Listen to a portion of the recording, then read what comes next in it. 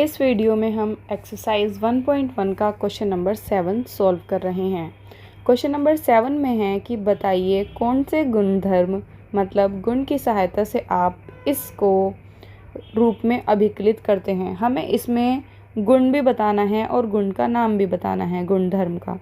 तो इसे हम सॉल्व करते हैं क्वेश्चन नंबर 7 को, जहाँ पे हमें ये दिया हुआ है 1/3 मल्टीप्लाई बाय 6 मल्टीप्लाई बाय 4/3, ठीक है। और फिर यहाँ पे को इससे करना है। यहाँ पर हमें दिया हुआ है 1/3 मल्टीप्लाई बाय 6 मल्टीप्लाई बाय 4/3। अगर हम इसे ऐसे मान लें, इसको a बीच में मल्टीप्लाई है, इसको b और इसको c, तो यहाँ पर भी देखिए हमारा सेम यही बनेगा। ये जो 1/3 है यहाँ पे a माना है, ये a रहेगा, यहाँ पर b रहेगा, यहाँ पर c रहेगा। तो कहने का मतलब ये है कि अगर हम a को मल्टीप्लाई करते हैं b और c से, या फिर a और b को मल्टीप्लाई करते हैं c से, तो मतलब दोनों का एक ही है। देखो तीनों में a b c है, इसमें भी a b c है, बस यहाँ ब्रैकेट b और c में लगाया है, यहाँ ब्रैकेट a और b में लगाया है। तो ये यही समझाने की कोशिश कर रहे हैं कि ब्रैकेट यहाँ लगाएं या फिर यहाँ लगाएं। अगर मल्टीप्लाई है तो आंसर सेम ही आने वाला है। तो यहाँ पे कौन सा गुणधर्म यूज़ हुआ है, इसका नाम है गुणन, इसे कहते हैं गुणन सहचारिता। सहचारिता ये इस गुणधर्म का नाम है। इसके बाद हम आते हैं क्वेश्चन नंबर 8 पर, जहाँ पर हमें दिया हुआ है -1/8 का गुणात्मक प्रतिलोम 8/9 है।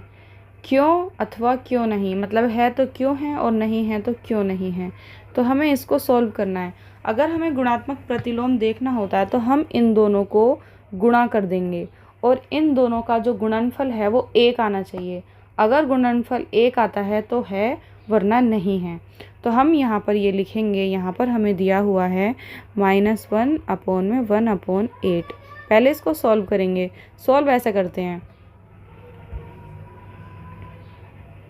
ये जो 8 है नीचे वाली संख्या, इसको इस 1 से गुणा करेंगे तो 8 एकम 8, ऐसे 8 एकम 8, और जो ऊपर वाली संख्या होती है उसके साथ प्लस करते हैं, +1, 8 एकम 8, 8 और 1 9, तो ऊपर आएगा 9, और नीचे जो भी संख्या होती है उसको एज इट इज़ ऐसे का ऐसे ही लिख लेते हैं। और ऊपर वाली संख्या के साथ माइनस था तो माइनस लगेगा।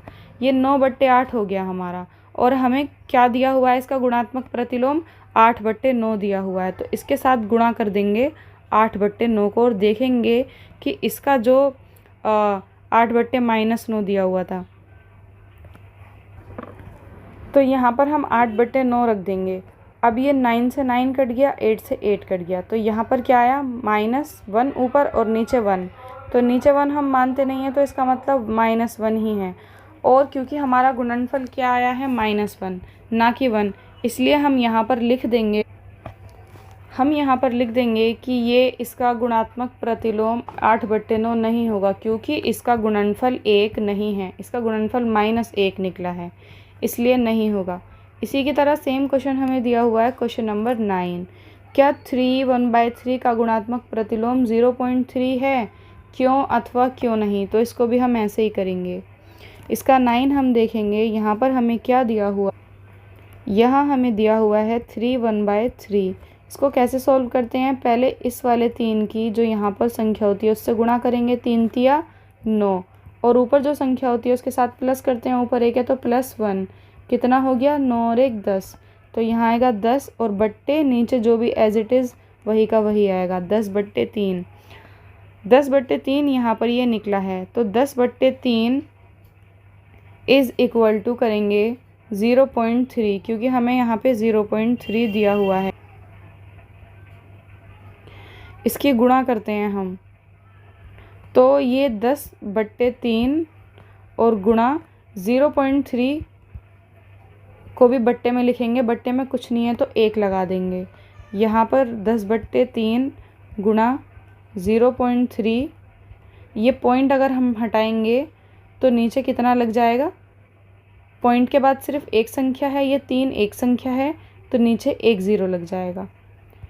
तो ये क्या बन जाएगा, ये हो जाएगा 10/3 मल्टीप्लाई, ऊपर हो गया 3, ठीक है, और नीचे हो गया 10। यहाँ से 0 3 बचा ना, तो 0 3 मतलब 3। अब ये 3 से ये 3 कट गया, 10 से 10 कट गया, तो इसका जो आंसर है वो 1 आया है। और हमने कहा था कि अगर गुणनफल दोनों का 1 आता है तो ये गुणात्मक प्रतिलोम होता है। तो हम कुछ इस तरीके से लिख दें,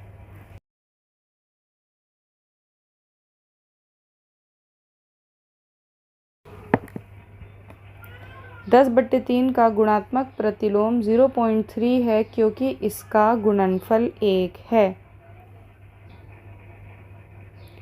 इसके बाद हम आते हैं क्वेश्चन नंबर 10 पर। क्वेश्चन नंबर 10 में हमें दिया हुआ है, लिखिए एक ऐसी परिमेय संख्या जिसका कोई व्युत्क्रम नहीं है, जिसका कोई उल्टा नहीं होता, कोई व्युत्क्रम नहीं होता। तो ऐसी संख्या कौन सी होती है, ऐसी संख्या होती है परिमेय संख्या, वो 0 होती है, उसका कोई व्युत्क्रम नहीं होता। सेकंड, परिमेय संख्या जो अपने व्युत्क्रम के समान है, अपने ही व्युत्क्रम के समान होती है, वो कौन सी संख्या होती है, वो होती है 1 और -1, इसका व्युत्क्रम सेम ही होता है। और थर्ड, परिमेय संख्या जो अपने ऋणात्मक के समान होती है, वो संख्या होती है 0, ठीक है, माइनस में भी 0 और प्लस में भी 0, तो ऐसी परिमेय संख्या 0 होती है। इसके बाद हम आते हैं क्वेश्चन नंबर 11 पर, रिक्त स्थानों की पूर्ति कीजिए। शून्य का व्युत्क्रम है, शून्य का व्युत्क्रम क्या होता है, शून्य का व्युत्क्रम होता है, तो शून्य का व्युत्क्रम कुछ नहीं होता, इसलिए हम यहाँ पर लिखेंगे नहीं, शून्य का व्युत्क्रम नहीं है। फिर सेकंड में है संख्याएं डैश तथा डैश स्वयं के व्युत्क्रम हैं। कौन कौन सी संख्याएं खुद के व्युत्क्रम में होती हैं, एक तो 1 और एक -1, दोनों खुद के ही व्युत्क्रम होते हैं। -5 का व्युत्क्रम क्या होगा, देखो -5, इसका उल्टा क्या होगा, व्युत्क्रम, इसके नीचे कुछ नहीं है, 1 मानेंगे तो 1 ऊपर हो जाएगा और 5 नीचे आ जाएगा, ठीक है। तो 1/-5, तो इसको हम ऐसे लिख सकते हैं 1/5, और ये जो माइनस है ये बीच में रहेगा, तो इसका व्युत्क्रम होगा -1/5। 1/x का व्युत्क्रम क्या होगा, तो देखो 1/x उल्टा करेंगे तो x ऊपर आ जाएगा और 1 नीचे आ जाएगा, तो 1 को नीचे लगाने की ज़रूरत नहीं होती, तो खाली इसका मतलब x, तो इसका व्युत्क्रम क्या होगा, x हो जाएगा। दो परिमेय संख्याओं का गुणनफल हमेशा क्या होता है, परिमेय ही होता है। किसी धनात्मक परिमेय संख्या का व्युत्क्रम क्या होगा, वो भी धनात्मक ही होगा। अगर दोनों धनात्मक होंगी तो उनका व्युत्क्रम भी धनात्मक ही होगा। इसी के साथ आपकी ये पूरी एक्सरसाइज कंप्लीट हो गई है। मिलते हैं नेक्स्ट वीडियो में। Bye guys.